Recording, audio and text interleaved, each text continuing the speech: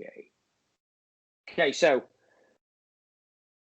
I'd like to this is our first interview, and I would like to introduce you to Henri Robert Vilaire Sensei from California. Hi, Sensei. Would you like to introduce yourself, please? Sure. My name is Henri Robert Vilaire, and it's a pleasure to have this interview with you, Andy. So please begin when you're ready. Okay, thank you very much. So let's start at the beginning. Let's go right the way back. So what got you into martial arts in the first place? It was always something that I was interested in. I don't recall not loving to wrestle and also starting off with judo and karate and eventually jiu-jitsu. So this was martial arts was always part of my life. I think it comes from my family background, but it's something I always felt inside. So it was never a decision for me. It was something that was part of my life from the very beginning.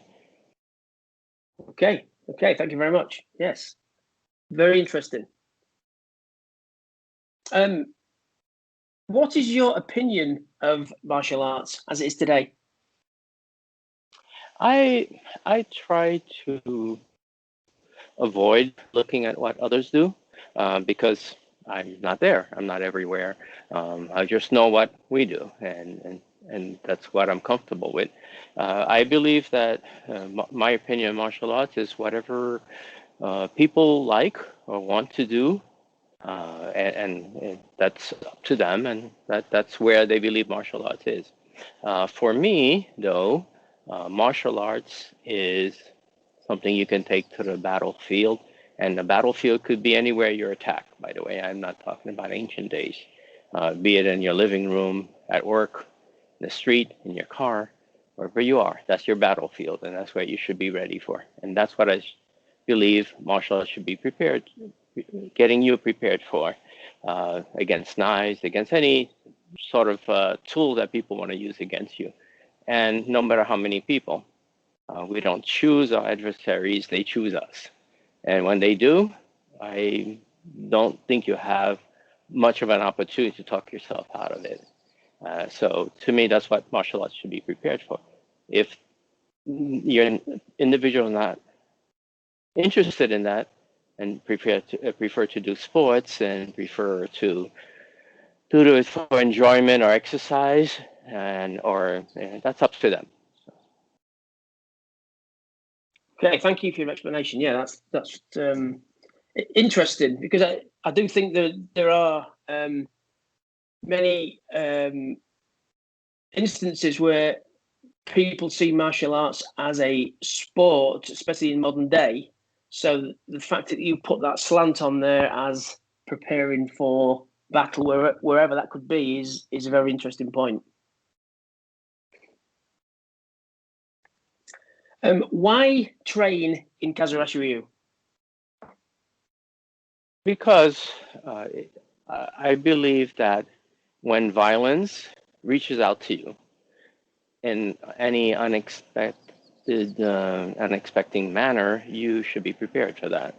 And Kazarashiru is not magic. You're not going to learn Kazarashiru and unexpectedly jump for anything that may happen to you.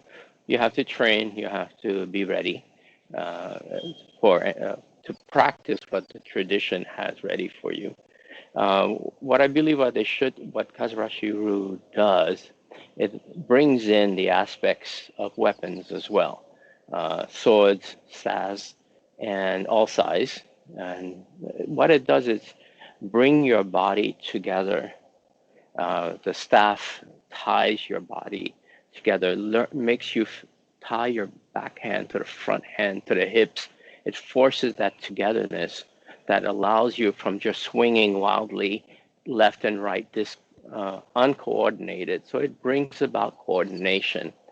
The sword in our tradition brings about your center and how to use it properly and movement.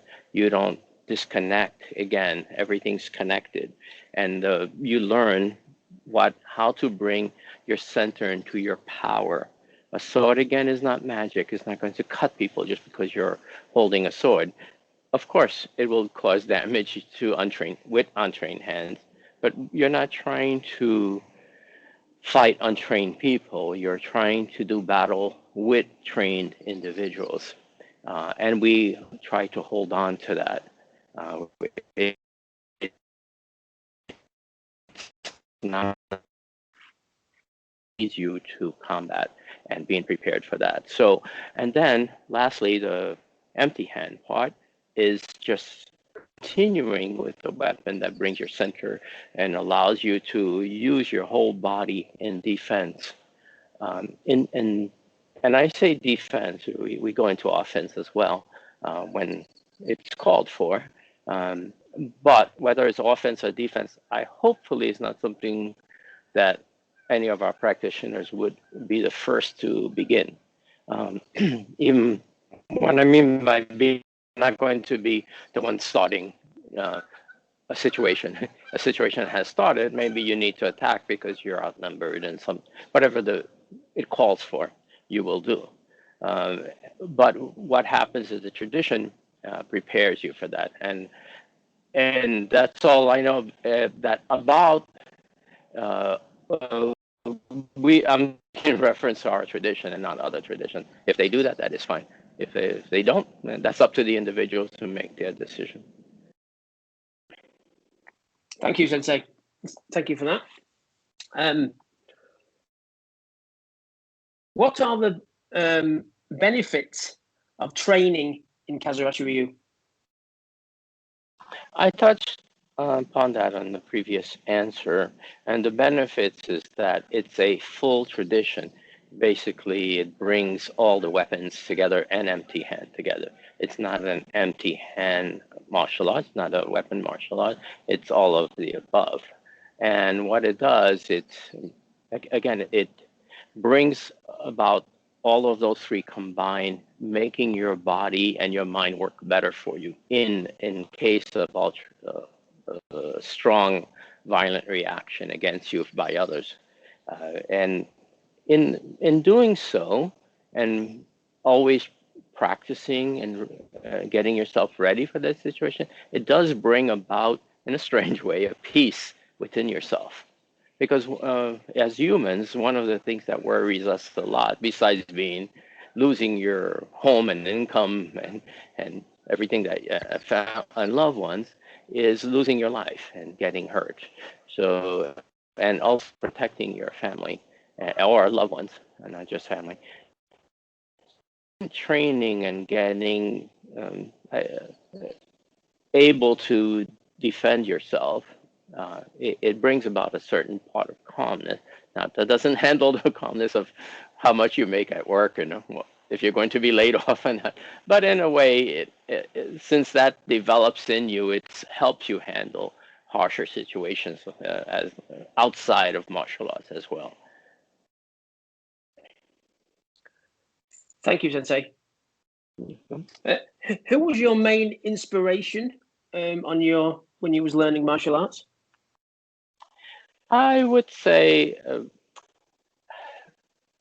everyone that touched me in my training, that dealt with me in the past, was an inspiration. I felt that they really transferred to me not only the techniques, but the spirit of martial arts. I would say that everyone was an inspiration. I would say one of the greatest inspiration I had was Rene Barjaval. He was a musician, and he would show me how to coordinate the staff to almost move like a bow and a cello and move it. And he said, you don't fight the weapon. You're not harsh with the weapon. You don't take it and sit and hit. You flow, and you let it ride your hips and come around, and you let the weapon whip like a whip, not like a staff. So think of the staff as a rope, and when it hits, it whips at the end, and when that hits at the end, it will smash the opponent and destroy instead of just pushing with the weapon, pushing with the weapon. If you have a knife, you're pushing with a knife and pushing with a knife instead of let it ride like a whip. And when it whips and when it hits really hard, almost like a snake would. And the same thing with the punches. We have people who always punch and push instead of throwing with the punch, throwing with the punch. The punch should be thrown. Your fist is a projectile, and it throws, and the projectile hits and pulls back. And we don't place for photographs. No, there's no photographs. Everything when you hit, whether you're striking a shuto, shote, or any other strike, it's like a whip coming in and it's coming back. And that's where in our tradition, strike, sword, and as well as the staff goes into action. Thank you, Sensei. What are the recommended ages to train in Kaze Arashi Ryu? So the recommended ages are all ages. The reason behind this is that violence does not differentiate age. A 5-year-old is going to be attacked by anybody, another child, another teenager, another adult, a sick adult. It would require a sick adult to attack a child. Elderly people attack all the time, any age, right? So soldiers practice martial arts, right? Because they go into battle, and so they're younger, and at a certain age they can leave that. But violence in where we live, we can't leave it. We were not. Oh, I spent my 20 years in the military. Now I'm going to go, because violence is going to come knocking at your door when you least expect it. You could be in your apartment, riding public transportation, at an airport, in your car, anywhere you are. You could be camping. Okay, and we're all looking for pleasurable moments of our lives to enjoy our family, enjoy our time with what we like to do. But does not mean that violence respects that.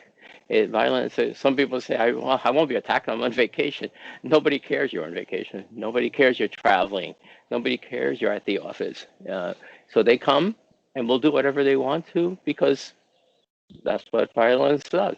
So to say there's an age for it, I would decline that. If you don't want to be bothered, that's up to you. And martial arts schools have their open door and policy, I believe, and people can come and go. But asking what ages is, to me, not something we should do in martial arts. I think a lot of people connect martial arts with youth. I know every time, accidentally, when people find out I do martial arts, I don't tell people, usually. They will say, oh, my child does martial arts, my grandson does, my granddaughter. It's always like some little kids. Samurais were not little. Well, they could have been young, could have been in the battlefield at 15 or whatever age, but it wasn't little kids. Well, you started training as children. Nothing wrong with small children learning martial arts. But to say it's something for the young and not for me at 20, 30, 40, 50, 60, I think the older you are, the more you should go practice, because that's when people are going to seek you as a victim. The younger you are, the more you should practice, when people will seek you as a victim. Or they don't have to seek you as a victim. They could have mental issues and attack you anytime they want. I believe anybody who attacks individuals, group or as individual, are not well, because it's not something people should do on a natural day-to-day basis. I mean, you shouldn't go at work and start trying to kill your people you work with, no matter how angry you are. You shouldn't hurt your family, no matter how angry you are. You shouldn't hurt your taxi driver, no matter how angry you are, or somebody walking in the street. But it happens, so unfortunately for us.